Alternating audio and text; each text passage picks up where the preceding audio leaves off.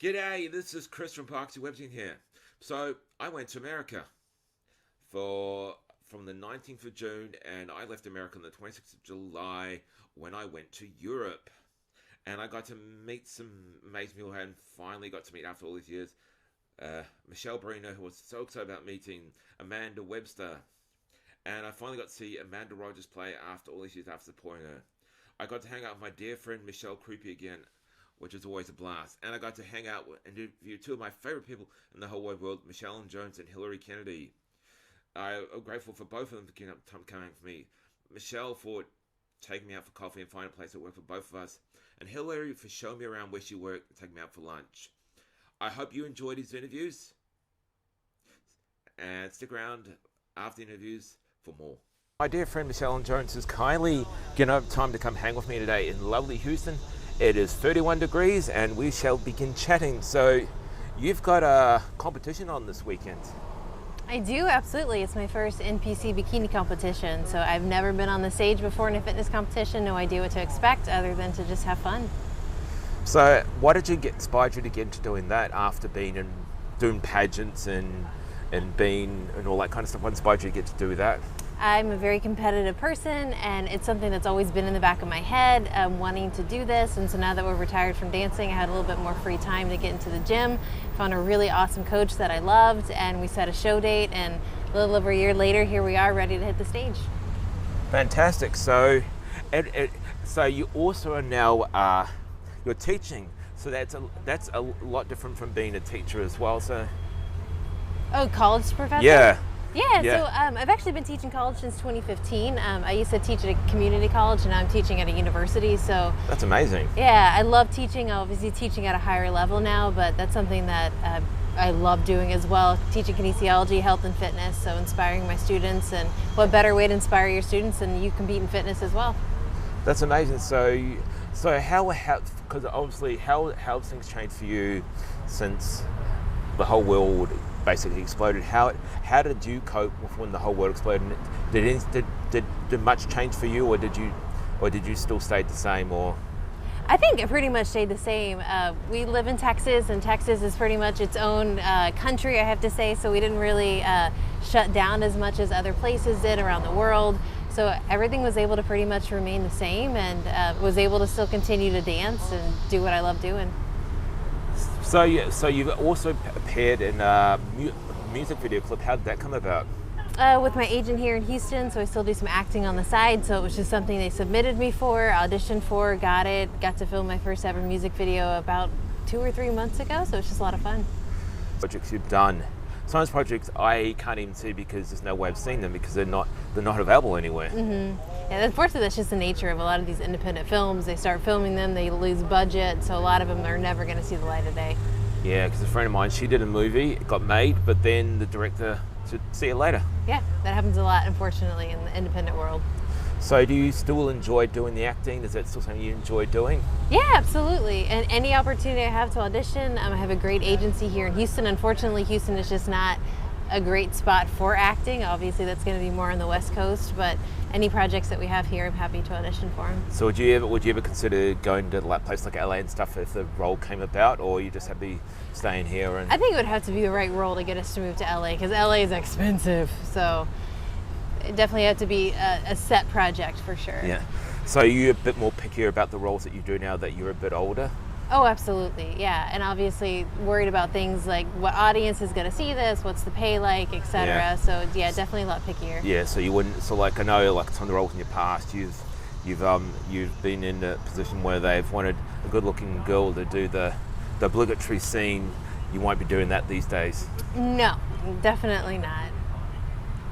So you're doing lots of things. So like, how is the pageant coaching going? Oh, it's great. Been pageant coaching since 2009. I love my girls, built up quite a clientele base, and I just really love sharing my passion of being on stage and performing with them.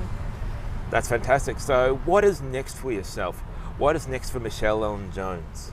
Definitely the fitness competition. So we got 3 days and counting, and then who knows what's going to happen. I feel like I'm going to fall in love with being on the stage, so this might not be the first competition. This might just be the first of many. So you've obviously, I've seen the results that you've been doing, and and it's obviously paying off. So like you're looking amazing. So it's like obviously paying off for you, which is fantastic. Absolutely. It's a lot of time in the gym, and it's a lot of counting calories. Oh, you got to be careful about that. So like you probably have to watch what you don't do and all that kind of stuff. And oh, absolutely, yeah. So you can't. So no treat nights and no cheat nights and nothing. no chocolate, no when nothing. When you're in prep, there is no cheats, there's no treats. It is getting ready for the stage. Oh wow, that's amazing. So it's been great hanging with you. I appreciate you giving up your time to come hang with me again. It is really appreciated. You're an amazing lady, and I'm very lucky to be friends with you. And it's grateful that you gave me your time, and I look forward to seeing what you do next. Alrighty, thank you so much. No worries. It's Chris and Parx-e here, and I'm with my dear friend, the lovely Hilary Kennedy, who I've known for a very long time. We are currently hanging out in lovely Dallas. It is a beautiful day today, and I haven't seen her since 2018. As you all know, the world's changed, so we're going to chat today, and all is going to be good. So, how has the last few years changed for you? The last few years changed a lot for me in the sense that, the way we do things has changed. Here in Texas, things didn't shut down quite as much as the rest of the world, so we went on about as normal as you could be compared to most parts of the world. But it did change how many people are employed at a lot of our service industries, like our restaurants and shops. Service has changed a little bit differently there. We had to think twice about, do we have hand sanitizer in the car? Are we, around friends that want us to mask up when we come over to their houses, things like that. So those little things kind of changed, but ultimately I feel like one of the great things is that it made everyone grow a little bit closer, appreciate their family and friends a little bit more, and it's definitely made me value my time a lot more than I did before. So your day, because you work in the media industry, did that change how you did business? So for me, I really lucked out because I work in a huge studio, so it's very easy to stay socially distant. So I never had to work from home. I was able to still come in and do my job every day just like normal. So that was a great benefit because I kind of felt like a lot of my schedule still remained the same. But as far as the things that we talked about and we covered, that changed quite a bit. I felt like every day for many years, all we talked about was COVID-19 and how it was changing, the way we live our daily lives. But things now, thankfully, have gotten back to normal almost completely. So it's made work feel even more typical. So do you think with that in mind that basically like things have obviously changed for people? A lot of people, of course, a lot of people sadly passed away because of what came and what happened. Do you think that the media landscape has changed because also around that time in your country you had a lot of protests to do with certain events? Do you think the media helped change the landscape, or was it more or less the same? I definitely think media changed. I think the way people feel about media and how much they trust the media has changed quite a bit. I feel like now a lot of media companies sort of fall into different camps. There's a lot of independent media that has risen up. I work for an independent media company, so it's given us a platform that I think we always had, but now it's even more visible. We've got a lot more people that are looking for alternative news sources instead of just the main Associated Press sources. It's definitely changed the way we report, how transparent we want to be with the public, and the public's questioning a lot of the news that they read on social media and that they see on television, and I don't think that's a bad thing. I think asking questions and digging deeper is a smart thing to do for anybody that is consuming news media. Do you think in your personal life things have changed, or you've more or less stayed the same? My personal life stayed the same for the most part, except when the pandemic happened. My son was about 1.5 years old, 2 years old. And it was hard because when he went to school or, when we were out and about, he wasn't really able to see everyone's face because we were all wearing masks. And I'd never thought about how that changes things for small children who are just learning to read expressions or tell someone's emotions. So that changed things a little bit, just trying to spend a lot of time with him at home where we didn't have to be masked up. And also just teaching him to be cognizant. You can't just run up and touch and hug and do all those things with other children. So he had to learn personal boundaries a little bit sooner than I think he probably would have. So have you done any other work outside working for the Blaze, or you just been currently working for the Blaze at the moment?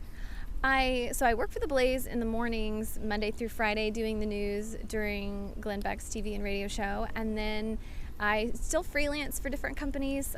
One job that I've done over the past 2 years that I've really loved is working for a company that works with a product that is even better than stem cells. So it helps people that need regeneration in their body. So I've gotten to film some segments on that and hear people's stories about how therapies like stem cell has changed their lives for the better. So that has been really cool and really inspiring, and I'm excited to see how the medical field and holistic technology is changing and how open people are now to trying alternative therapies. I think it's really exciting. So what's next for yourself?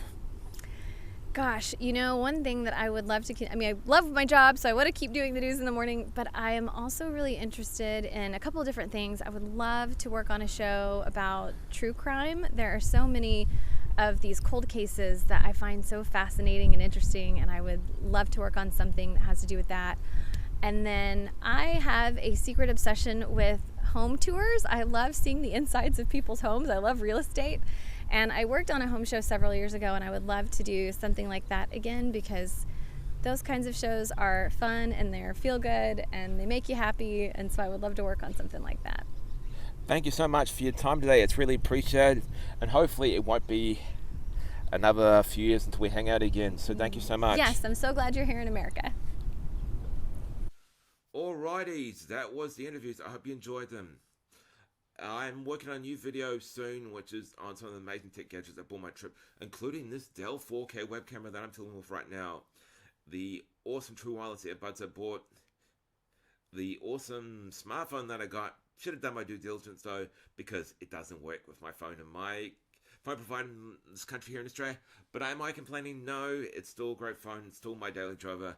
I still think it's fantastic, and I have worked around how I can use it as my daily driver, which is fine. I want to thank for everyone who's hanging out with me on trip. I had a total blast. Getting to see all my favorite people again. Seeing Katie Cole play again twice.